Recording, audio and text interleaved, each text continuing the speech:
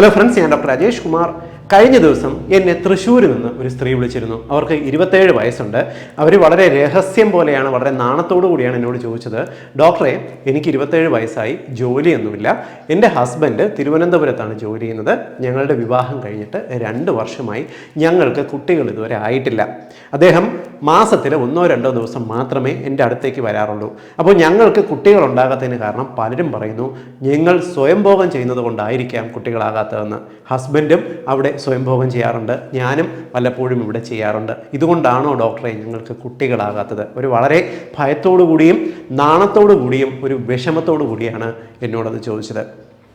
അവരോട് ഞാൻ ഈ വിഷയം പറഞ്ഞ് മനസ്സിലാക്കി. എങ്കിലും ഇത് ഒരുപാട് പേരുള്ളൊരു തെറ്റിദ്ധാരണ, നമ്മുടെ സമൂഹത്തിൽ ഒരുപാട് പേരുടെ ഇടയിൽ നിൽക്കുന്ന ഒരു ധാരണയും പേടിയും അങ്കലാപ്പും എല്ലാമാണ് സ്വയംഭോഗം ചെയ്തു കഴിഞ്ഞാൽ കുട്ടികളാകത്തില്ല, വന്ധ്യതയിലേക്ക് പോകും എന്നുള്ളത്. എന്താണ് ഇതിൻ്റെ സത്യാവസ്ഥ എന്ന് വിശദീകരിക്കാം.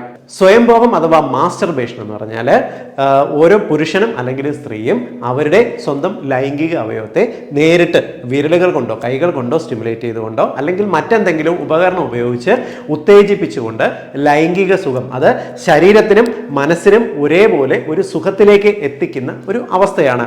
ഇത് ഇപ്പോഴത്തെ കാലത്ത് തുടങ്ങിയെന്നല്ല, പണ്ട് മനുഷ്യനുള്ള കാലം മുതൽ തന്നെയുണ്ട്. മനുഷ്യരിൽ മാത്രം ഈ സ്വഭാവം ഉള്ളതാണോ? അല്ല.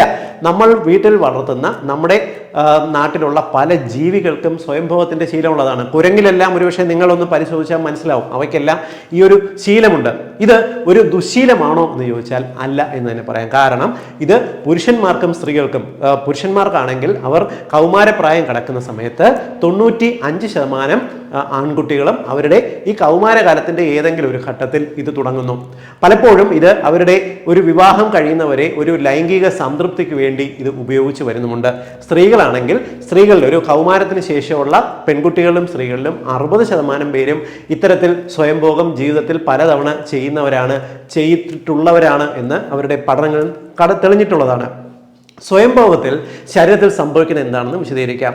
പുരുഷന്മാരുടെ സ്വയംഭോഗത്തിലാണെന്നുണ്ടെങ്കിൽ സ്വയം ഉത്തേജിപ്പിച്ച് ചെയ്യുന്ന ഈ ഒരു പ്രോസസ്സിനകത്ത് അവരുടെ പ്രോസ്റ്റേറ്റ് ഗ്രന്ഥിക്കകത്ത് സംഭരിക്കപ്പെടുന്ന പ്രോസ്റ്റേറ്റ് ഫ്ലൂയിഡും പുരുഷ ബീജവും ഏറ്റവും പുതിയ പുരുഷ ബീജം ഉൾപ്പെടെ ഉള്ളിൽ നിന്നും പുറത്തേക്ക് ആ ഒരു രതിമൂർച്ചയുടെ സമയത്ത്, അതായത് ഓർഗാസത്തിന്റെ സമയത്ത് പുറത്തേക്ക് പോകുന്നു. ലൈംഗിക ബന്ധത്തിൽ ഏർപ്പെടുന്ന സമയത്തും ഇത് തന്നെയാണ് സംഭവിക്കുന്നത്, മറ്റൊന്നും അവിടെ ഉണ്ടാകുന്നില്ല.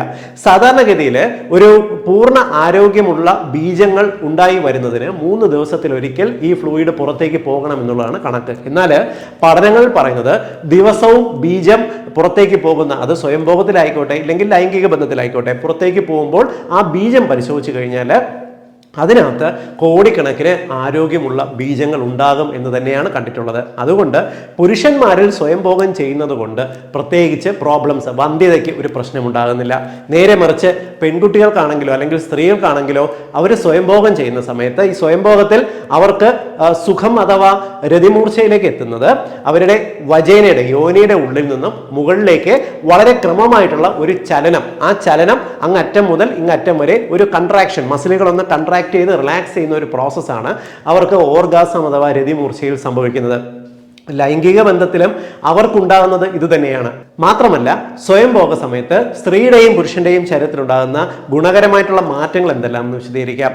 നമ്മുടെ ശരീരത്തിൽ നമ്മുടെ ഹാപ്പി ഹോർമോൺസ് എന്ന് പറയുന്നത്, അതായത് നമ്മുടെ മനസ്സിൽ സന്തോഷവും സമാധാനവും റിലാക്സേഷനും ഉണ്ടാക്കുന്ന എൻഡോർഫിനുകൾ, ഓക്സിറ്റോസിൻ, ഡോപ്പമൈൻ പോലുള്ള എൻസൈമുകൾ നമ്മുടെ തലച്ചോറിൽ ഈ സ്വയംഭോഗ സമയത്ത് റിലീസ് ചെയ്യുന്നുണ്ട് എന്ന് കണ്ടെത്തിയിട്ടുണ്ട്. അതായത് സ്വയംഭോഗം ചെയ്യുന്ന സ്ത്രീയുടെയും പുരുഷനും അവർ സ്വയം ഒരു സമാധാനവും സന്തോഷവും സുഖവും കണ്ടെത്താൻ ശ്രമിക്കുകയാണ് എന്നുള്ളതാണ് ഈ പഠനങ്ങൾ കണ്ടിട്ടുള്ളത്.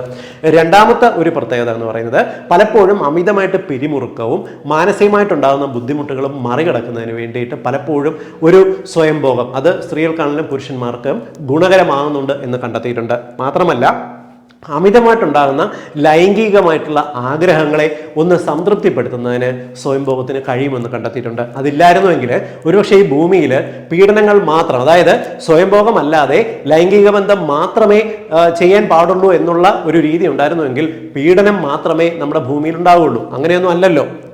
മാത്രമല്ല പുരുഷന്മാരിൽ ഒരു 50 വയസ്സ് കഴിഞ്ഞിട്ട് പല പുരുഷന്മാർക്കും ഉണ്ടാകുന്ന പ്രോസ്റ്റേറ്റിലെ ഇൻഫ്ലമേഷൻ, നീർക്കെട്ടിനെ മറികടക്കുന്നതിന് ഒരു ആഴ്ചയിൽ 1-2 ദിവസമെങ്കിലും ഈ ബീജം പുറത്തേക്ക് പോകുന്നത് നല്ലതാണെന്ന് കണ്ടിട്ടുണ്ട്. പലപ്പോഴും ഒരു 55-60 വയസ്സുള്ള പുരുഷന്മാർക്ക് അവരുടെ ഭാര്യയുടെ അടുത്തേക്ക് ലൈംഗിക ബന്ധത്തിന് പോയി കഴിഞ്ഞാൽ പല ഭാര്യമാരും ഇതിന് സമ്മതിച്ചു എന്ന് വരത്തില്ല. കാരണം അവരുടെ ആരോഗ്യ പ്രശ്നങ്ങൾ, ഒരു പ്രായം കഴിയുമ്പോൾ സ്ത്രീകൾക്ക് ശരീരത്തിലുണ്ടാകുന്ന വജൈനൽ ഡ്രൈനസ്, ഇതെല്ലാം തടസ്സമാകും. ഈ ഒരു അവസ്ഥ മറികടക്കുന്നതിന് പുരുഷന്മാർക്ക് ഒരുപക്ഷെ സ്വയംഭാഗം സഹായകമാകുന്നുണ്ട്. അതുകൊണ്ട് തന്നെ പ്രോസ്റ്റേറ്റ് ഗ്രന്ഥിയിലുണ്ടാകുന്ന നീർക്കെട്ടും മറ്റ് ബുദ്ധിമുട്ടുകളും കുറഞ്ഞു നിൽക്കുകയും ചെയ്യും. ഇതെല്ലാമാണ് ഗുണകരമായിട്ടുള്ള ചേഞ്ചസ്. ഇനി ഈ സ്വയംഭോഗം എപ്പോഴാണ് അപകടകരമാകുന്നത് എന്ന് വിശദീകരിക്കാം.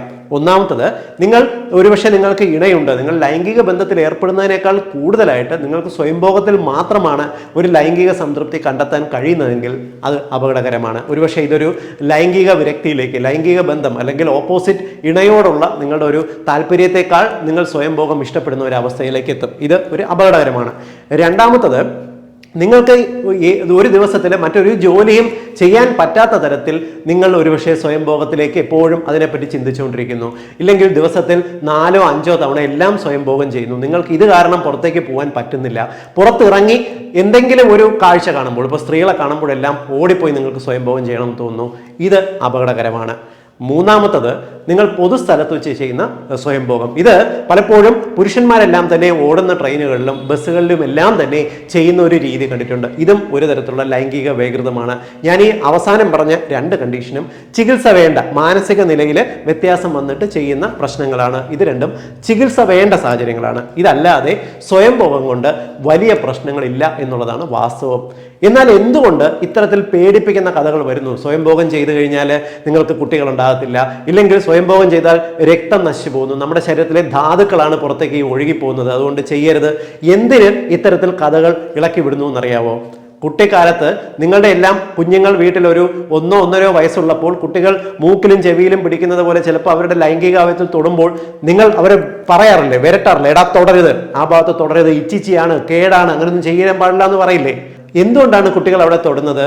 ആ ഒരു ഭാഗത്ത്, പ്രത്യേകിച്ച് ആൺകുട്ടികളുടെയും പെൺകുട്ടികളുടെയും ലൈംഗിക അവയവത്തിൽ കൂടുതലായിട്ട് നെർവ് സപ്ലൈ ഉണ്ട്. അതുകൊണ്ട് തന്നെ ആ ഒരു ഭാഗത്ത് തൊടുമ്പോൾ കുട്ടികൾക്ക് ഒരു ഇക്കിളി ഫീലിംഗ് കിട്ടും. അപ്പോൾ ഇതെന്താണെന്ന് അറിയാനുള്ള ക്യൂരിയോസിറ്റി ഉണ്ട്. നിങ്ങൾക്കറിയാമല്ലോ, കുട്ടികൾക്ക് ബേസിക്കലി ഒരു ജിജ്ഞാസയുണ്ട്. ആ ജിജ്ഞാസ കൊണ്ടാണ് കുട്ടികൾ ഈ ലൈംഗിക അവയവത്തിൽ പിടിച്ചു നോക്കുന്നത്. പിടിക്കുമ്പോൾ തന്നെ നിങ്ങൾ ഉടൻ തന്നെ വിരട്ടുകയാണ്, എടാ തുടരുതെന്നൊക്കെ പറയുമ്പോൾ തന്നെ കുട്ടികൾക്ക് ക്യൂരിയോസിറ്റി, ഇത് എന്താണ് സംഭവം എന്നറിയാനായിട്ട്. ലൈംഗിക അവയവത്തിന് കുട്ടികളുടെ ജിജ്ഞാസ ബേസിക്കലി നിങ്ങൾ അവിടെ വളവിടുകയാണ്. പലപ്പോഴും നമ്മൾ മൂക്കിൽ തൊടുമ്പോഴോ ചെവിയിൽ തൊടുമ്പോഴോ ഇല്ലാത്തൊരു പ്രശ്നം ലൈംഗിക അവയവത്തിൽ തൊടുമ്പോൾ എന്താണെന്ന് അറിയാൻ കുട്ടികൾക്ക് ജിജ്ഞാസ വർദ്ധിക്കുന്നു. വിലക്കപ്പെട്ട കനിയിലേക്ക് കുട്ടികൾ കൂടുതൽ ആകർഷിക്കപ്പെട്ടുകൊണ്ടിരിക്കും. അവിടെ നിന്നാണ് കുട്ടികൾക്ക് ഈ കൗമാരകാലം സ്കൂളുകളിലേക്ക് പോകുന്നത്. കൂടെയുള്ള കുട്ടികളാണ് പറഞ്ഞു കൊടുക്കുന്നത്, എടാ ഇങ്ങനൊരു സംഭവമുണ്ട്, ഇത് ചെയ്തു കഴിഞ്ഞാൽ കൂടുതൽ നിനക്ക് സുഖം കിട്ടും, ഇത് ചെയ്താലേ നീ ആൺകുട്ടി ആവത്തുള്ളൂ, അതുകൊണ്ട് സ്വയംഭോഗം ചെയ്യണം.